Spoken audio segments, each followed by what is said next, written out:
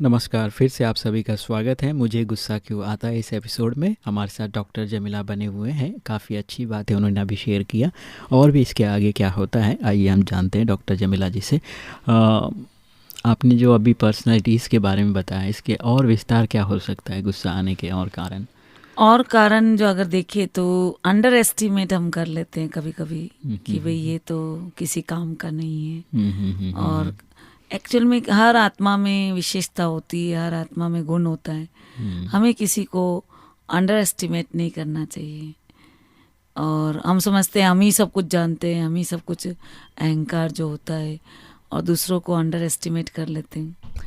तो एक सच्ची घटना है कि एक भाई का रास्ते में जा रहा था और उसका कार पंक्चर हो गया।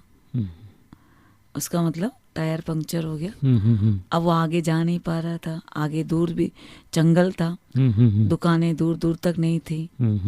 तो उसके पास बाल बिखरे हुए एक भिखारी जैसा या एकदम पागल जैसा एक भाई आया कि भाई साहब मैं आपकी मदद करूं।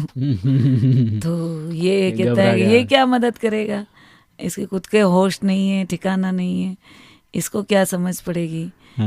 तो वो उसको मतलब उसको टाल देता है। वो कई गाड़ियों को रोकने की कोशिश करता है, कई गाड़ियों को रोकने की कोशिश करता है, मगर एक भी गाड़ी सब फास्ट निकल जाती है उस रास्ते से। और गर्मी में वो पसीने में चूर चूर हो जाता है और उसकी गाड़ी में पंक्चर हो गया है और वो बड़ा परेशान है, करे तो क्या करे। अब उसके पास स्टेपनी भी नहीं थी कि दूसरी स्टेपनी लगा दे और आगे बढ़े। यस, आगे बढ़ जाए।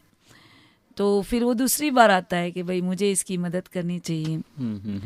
वो दूसरी बार आता है तो फिर वो तो पहले से ही परेशान था, गर्मी में एकदम उसका बुरा हाल हो रहा था, धूप में पसीने में। तो और झिड़क देता है कि भाई जाओ जाओ तुम्हारा काम करो, तो मैंने तो मेरे को और परेशान मत करो। बराबर। और फिर वो वापस गाड़ी रोकता है, गाड़ी रोकता है, गाड़ी रोकता है, कोई भी गाड़ी रुकती नहीं है। परेशान एकदम निढाल होके वो मतलब उसको जल्दी अर्जेंट कहीं जाना था और गाड़ी इधर ठीक नहीं है, धूप कड़ाके की है, जंगल है, कोई ऐसा पानी भी नहीं मिल रहा है। बहुत इरिटेशन में और बहुत गुस्से में वो अपने आप को महसूस कर रहा था। तो इस भाई से फिर भी रहा नहीं गया कि मैं इसकी मदद करूं। तो तीसरी बार वापस आया कि भाई मेरी बात सुन तो लो। तो अच्छा सुना, क्या बात है। बेमन से उसको ये था कि भाई अब ये जा ही नहीं रहा, पीछा छोड़ ही नहीं रहा, और चारा भी कुछ हाँ, नहीं है, और चारा भी नहीं है और कोई गाड़ी मिल भी नहीं रही है, तो करूँ क्या।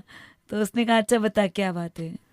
बोले आपके ना जो एक टायर में सबके एक एक बोल्ट ना खोल दो, है ना, और आपकी जो स्टेपनी है ना उसको कस दो और आप चले जाओ। उसके पास बोल्ट नहीं थे, स्टेपनी तो थी। अच्छा, ठीक है ना। तो 4 बोल्ट चाहिए उसको।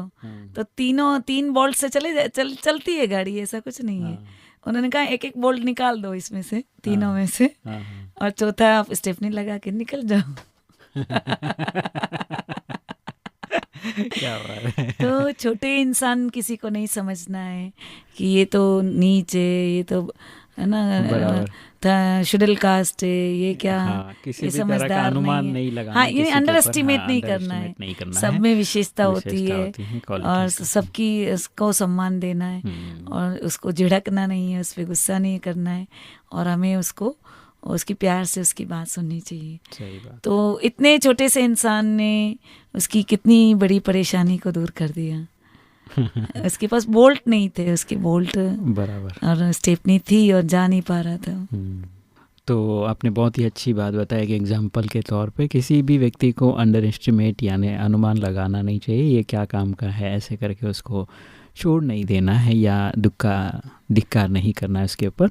हमें सबको देखना है, सम्मान देना है, रिस्पेक्ट देना है। हर एक की अपनी अपनी खूबी होती है, भले कुछ कमियां भी होती है, कुछ विशेषताएं भी होती है। अब हर एक इंसान के अंदर दोनों चीज़ें होती हैं, इसलिए सबको सम्मान देते हुए हमें आगे बढ़ना है ताकि हमारे जीवन में हम सदा सुख रह सदा खुशी से जी सके जीवन को। इसी के साथ आगे बढ़ते हुए सुन एक और गीत आप सभी के लिए, मुझे गुस्सा क्यों आता है, इस एपिसोड में और भी हम आगे बात करेंगे। अगर आपके मन में कोई प्रश्न हो तो हमें ज़रूर SMS कर सकते हैं 94 14 15 14 15 पर। सुनते रहो मुस्कुराते